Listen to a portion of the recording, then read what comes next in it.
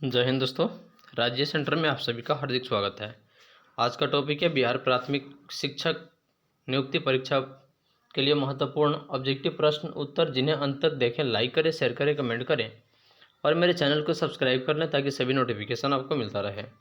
तो चलिए, प्रश्न है, जल निकाय में प्रवेश करने से पहले जल में प्रदूषकों को हटाने की प्रक्रिया क्या कहलाती है? जल निकाय में प्रवेश करने से पहले जल में प्रदूषकों को हटाने की प्रक्रिया क्या कहलाती है? इसका सही उत्तर हो जाएगा option number A. Option number ए, जल की सफाई। जल की सफाई जो है, यह जल निकाय में प्रवेश करने से पहले जल को में प्रदूषकों को हटाने की प्रक्रिया कहलाती है जल की सफाई।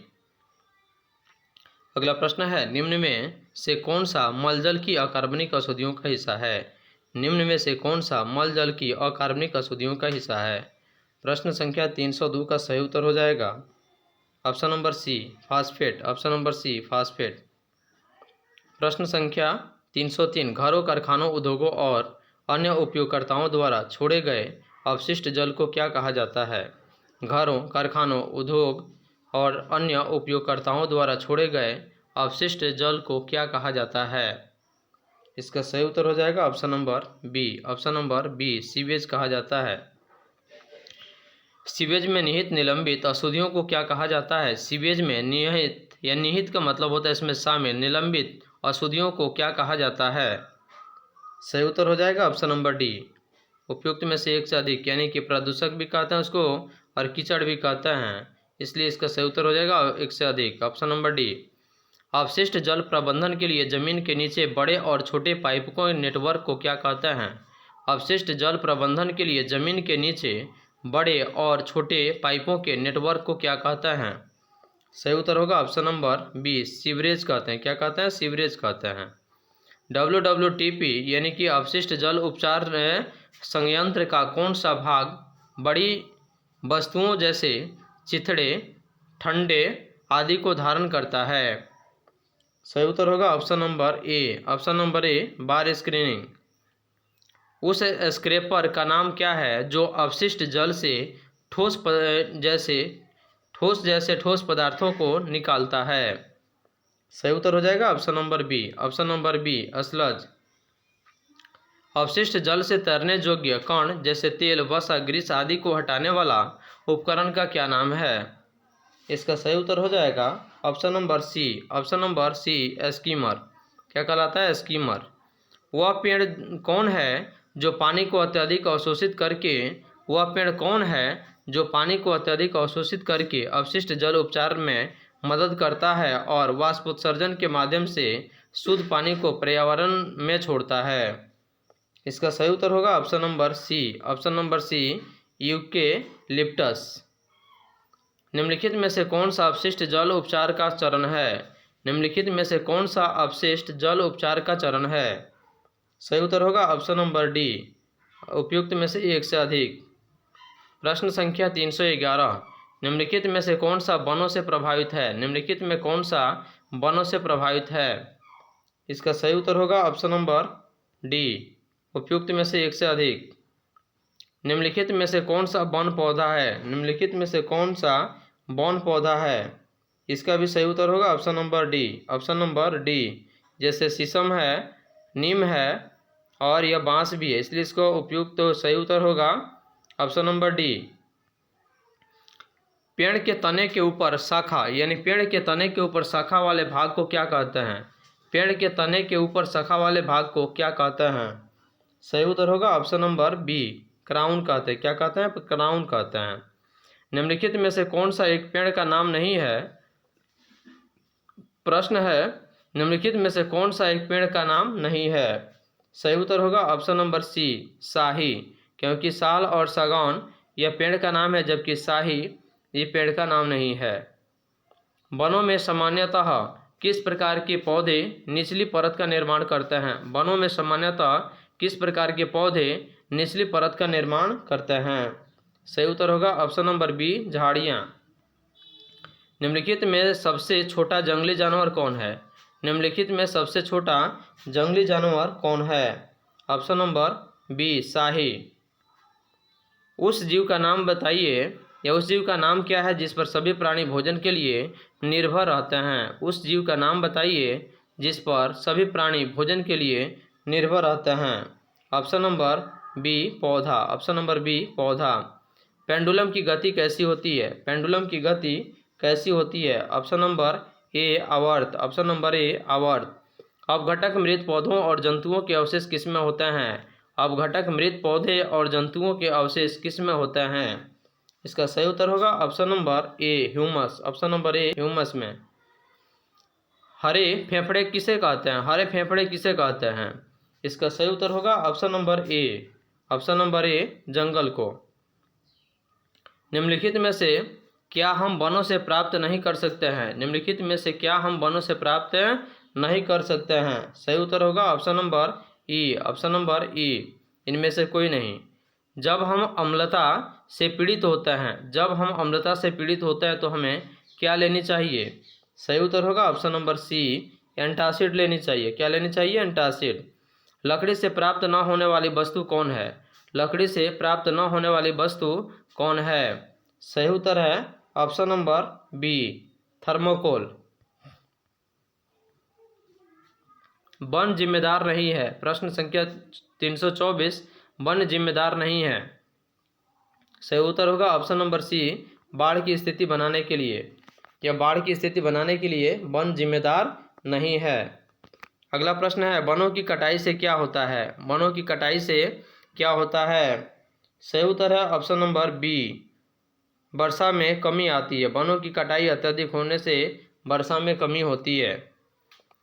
ग्रीन हाउस गैसें क्या कार्य करते हैं? ग्रीन हाउस गैस क्या कार्य करते हैं? इसका सही उत्तर हो जाएगा ऑप्शन नंबर ए सूरज की गर्मी को ट्रैप करती है। सूरज की गर्मी को ट्रैप करती है। पानी निम्न में किन रूपों में नहीं पाया जाता है? पानी निम्न में से किस रूप में नहीं पाया जाता है? इसका सही उत्तर हो जाएगा ऑप्शन नंबर ई इनमें से कोई नहीं, यानी कि पानी ठोस, द्रव तथा गैस तीनों रूपों में पाया जाता है। इसलिए प्रश्न है पानी निम्न में से किस रूप में नहीं पाया जाता है? तो इसका सही उत्तर होगा ऑप्शन नंबर ई। जल दिवस कब मनाया जाता है? जल दिवस प्रत्येक वर्ष कब मनाया जाता है? ऑप्शन है ऑप्शन नंबर सी 22 मार्च को। सही उत्तर होगा। हमारे शरीर में मस्तिष्क तथा हृदय में जल का हमारे शरीर में मस्तिष्क तथा जल का हमारे शरीर में मस्तिष्क तथा जल का कितना प्रतिशत भाग होता है? हमारे शरीर में मस्तिष्क तथा हृदय में जल का कितना प्रतिशत भाग होता है? इसका सही उत्तर हो जाएगा, इसका सही उत्तर होगा ऑप्शन नंबर ए। ऑप्शन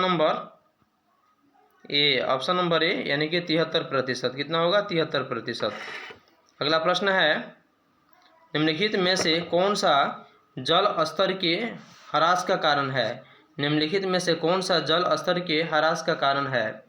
सही उत्तर होगा ऑप्शन नंबर डी उपयुक्त में से अधिक, एक से अधिक, यानी कि बढ़ती जनसंख्या, कृषि गतिविधियां तथा बढ़ते उद्योग जो है यह आपका जल स्तर के ह्रास का कारण है। इसलिए सही उत्तर होगा ऑप्शन नंबर डी।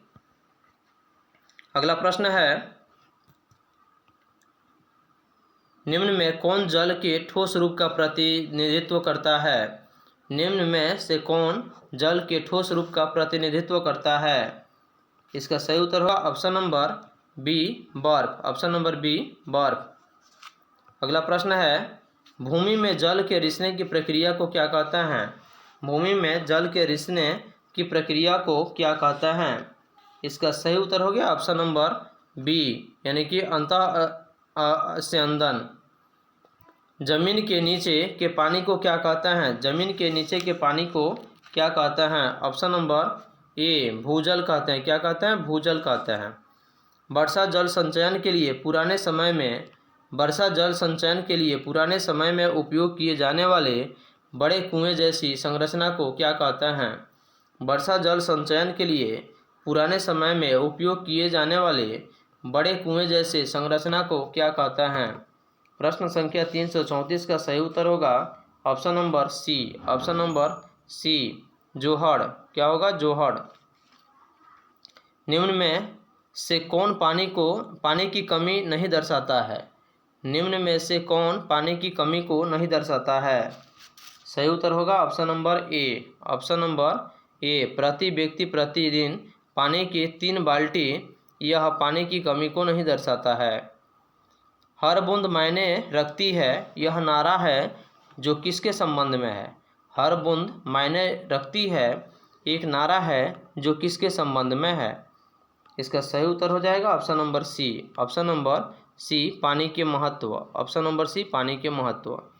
निम्नलिखित में से कौन सा व्युत्क्रमण दर्शाता है? निम्नलिखित में से कौन सा पार्श्व व्युत्क्रमण दर्शाता है? सही उत्तर होगा option number A. Option number ए, समतल दर्पण। निम्नलिखित में से किसका उपयोग साइड व्यू मिरर के रूप में किया जाता है? निम्नलिखित में से किसका उपयोग साइड व्यू मिरर के रूप में किया जाता है? ऑप्शन नंबर सी, उत्तल दर्पण। ऑप्शन नंबर सी, उत्तल दर्पण। प्रकाश का पथ कैसा होता है? प्रकाश का पथ कैसा होता है? सदैव एक सरल रेखा में, तो प्रकाश हमेशा सीधी रेखा में गमन करती है। लाल रंग के प्रकाश को हरा रंग में मिश्रित करने से क्या प्राप्त होता है? लाल रंग के प्रकाश को हरा रंग से मिश्रित करने पर क्या प्राप्त होता है? इसका सही उत्तर हो जाएगा option number A. Option number ए, पीला रंग। आभासी प्रतिबिंब के प्रमुख गुण कौन से होते हैं? आभासी प्रतिबिंब के प्रमुख गुण कौन से हैं? सही उत्तर है option number B. Option number B, पर्दे पर नहीं बन सकता। अगला प्रश्न है, गोलीय दर्पण द्वारा बना प्रतिबिंब। गोलीय दर्पण द्वारा बना प्रतिबिंब यदि आभासी होता है तो दर्पण कैसा होगा? गोलीय दर्पण द्वारा बना प्रतिबिंब यदि आभासी होता है तो दर्पण कैसा होगा? इसका सही उत्तर होगा option number C. Option number C, या तो अवतल होगा या उत्तल होगा। प्रकाश के विक्षेपण द्वारा प्राप्त प्रकाश की रंगीन पट्टी क्या कहलाती है? प्रकाश के विक्षेपण द्वारा प्राप्त प्रकाश की रंगीन पट्टी क्या कहलाती है? सही उत्तर है ऑप्शन नंबर बी, स्पेक्ट्रम कहलाती है। क्या कहलाती है? स्पेक्ट्रम। हम किससे उल्टा प्रतिबिंब प्राप्त कर सकते हैं? हम किससे उल्टा प्रतिबिंब प्राप्त कर सकते हैं? ऑप्शन नंबर सी, अवतल दर्पण और उत्तल दर्पण दोनों से। एक उत्तल लेंस की आवृत्ति क्या होती है? एक उत्तल लेंस की आवृत्ति क्या होती है? इसका सही उत्तर होगा ऑप्शन नंबर ए, केंद्र से मोटा होता है। केंद्र में मोटा होता है। जिस प्रतिबिंब को पर्दे पर प्राप्त नहीं किया जा सकता उसे क्या कहते हैं? जिस प्रतिबिंब को पर्दे पर प्राप्त नहीं किया जा सकता उसे क्या कहते हैं? उसे क्या कहते हैं? ऑप्शन नंबर बी, आभासी प्रतिबिंब। कौन से उपकरण बैटरी का उपयोग करते हैं? कौन से उपकरण बैटरी का उपयोग करते हैं? सही उत्तर होगा ऑप्शन नंबर डी, उपयुक्त में से एक से अधिक। एक डिवाइस में सेलों की व्यवस्था किस प्रकार होती है? एक डिवाइस में सेलों की व्यवस्था किस प्रकार होती है? इसका सही उत्तर हो जाएगा option number D. Option number D, उपयुक्त में से एक से अधिक। प्रश्न है, एक विद्युत परिपथ में बल्ब तभी जलता है जब स्विच किस प्रकार रखा जाता है? जब स्विच किस प्रकार रखा जाता है? सही उत्तर होगा ऑप्शन नंबर ए, चालू स्थिति में। चालू स्थिति में। अगला प्रश्न है, जब स्विच ऑन स्थिति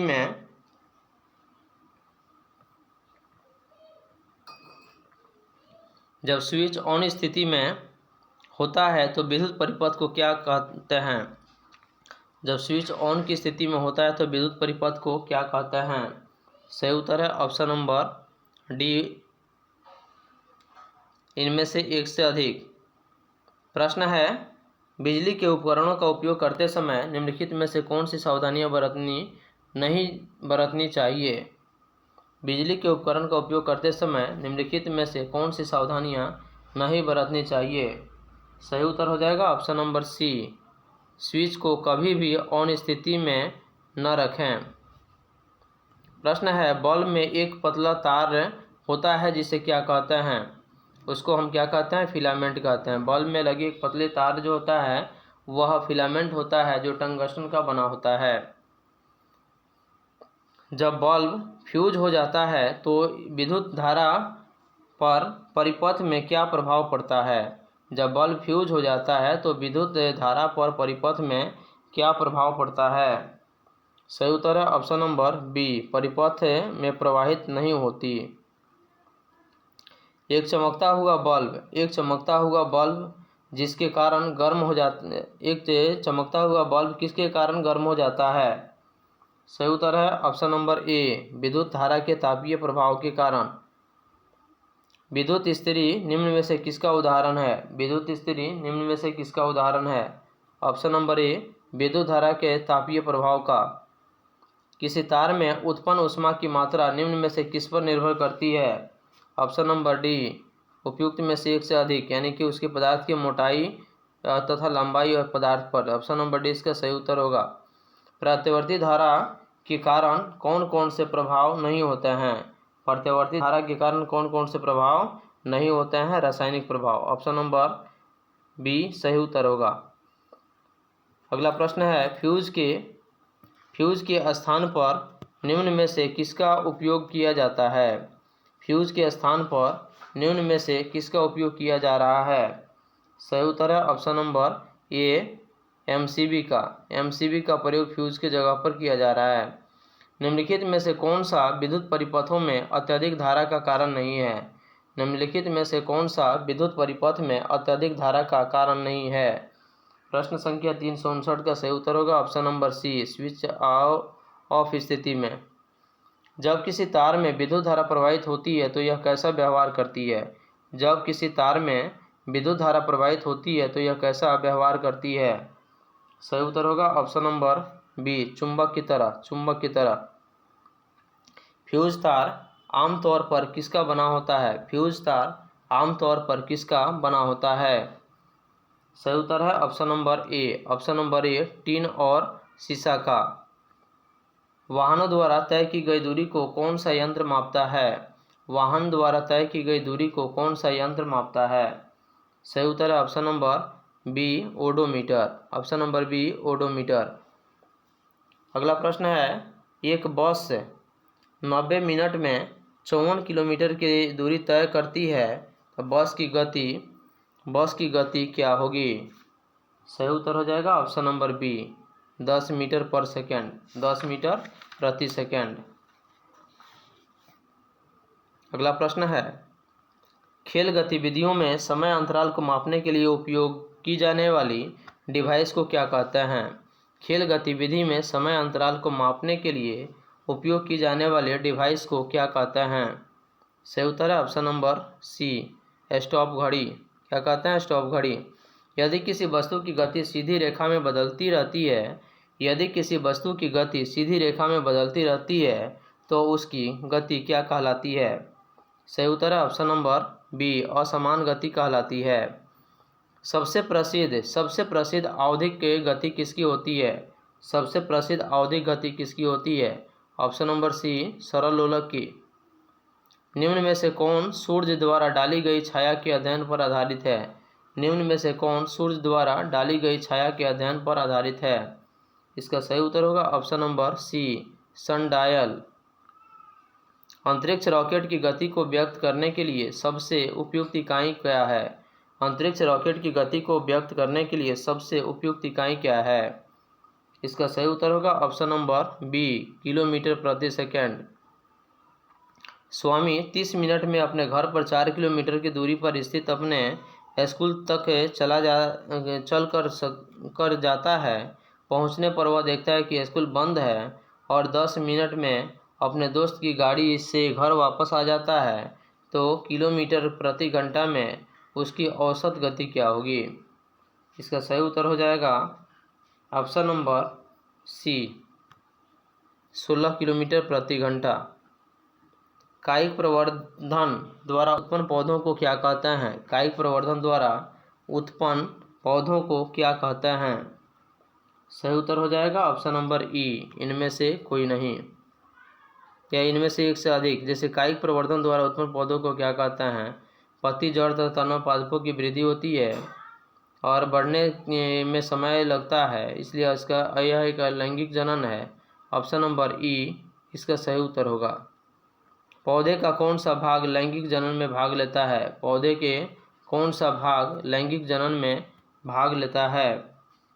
इसका सही उत्तर होगा ऑप्शन नंबर सी फूल, ऑप्शन नंबर सी फूल।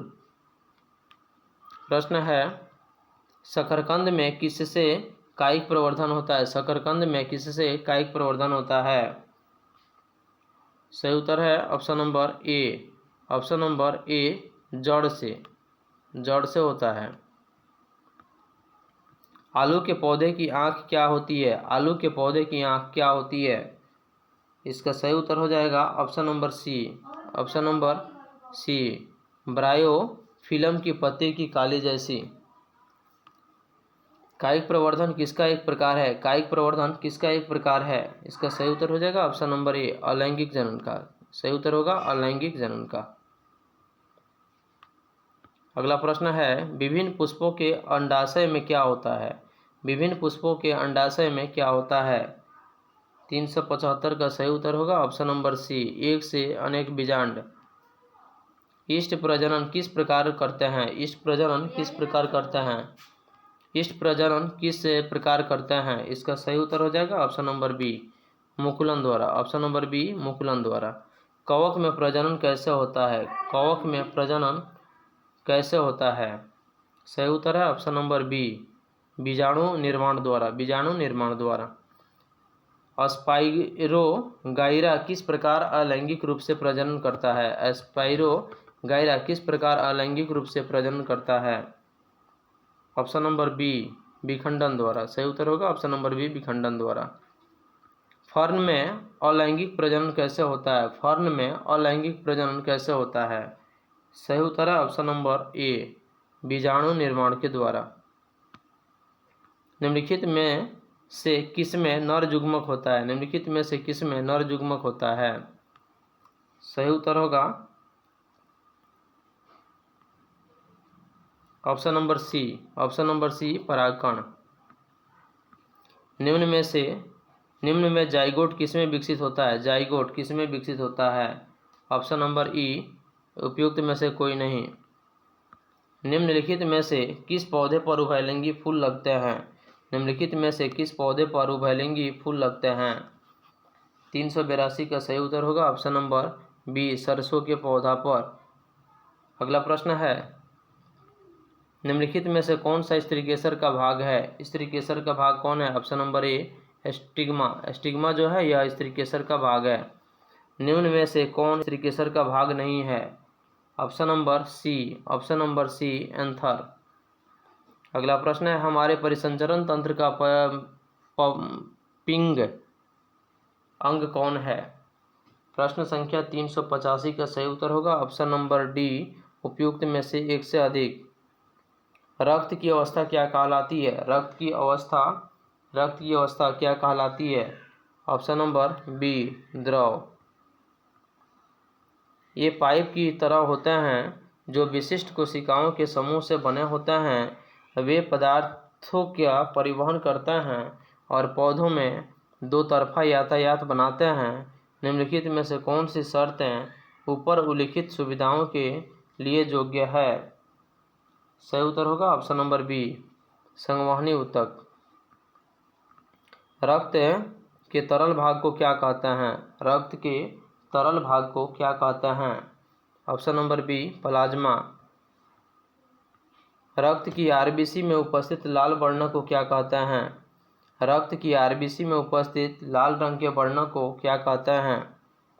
इसका सही उत्तर होगा ऑप्शन नंबर ए हीमोग्लोबिन। हीमोग्लोबिन के कारण ही रक्त का रंग जो होता है वह लाल होता है। कौन सी रक्त कोशिकाएं शरीर के प्रतिरक्षी तंत्र का महत्वपूर्ण अंग है? इसका सही उत्तर हो जाएगा option number B, option number B WBC। Blood दो प्रकार का होता है कि आरबीसी और एक होता है WBC। रक्त में थक्का जमने में मदद करने वाली कौन सी कोशिकाएं होती है?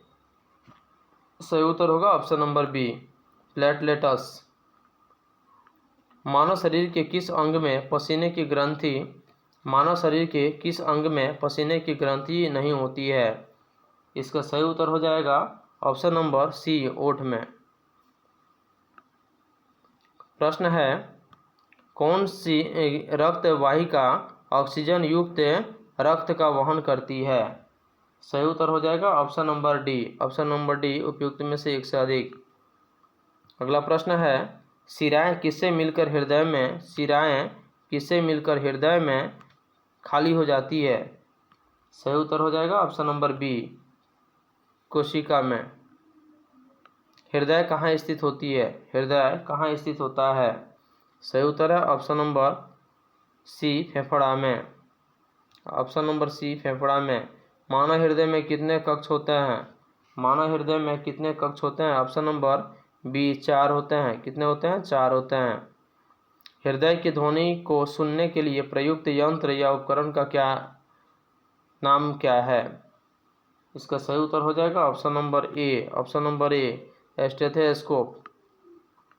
रक्त और ऊतकों के बीच पोषक तत्वों का अवशोषण और श्वसन गैसों का आदान प्रदान कैसे होता है?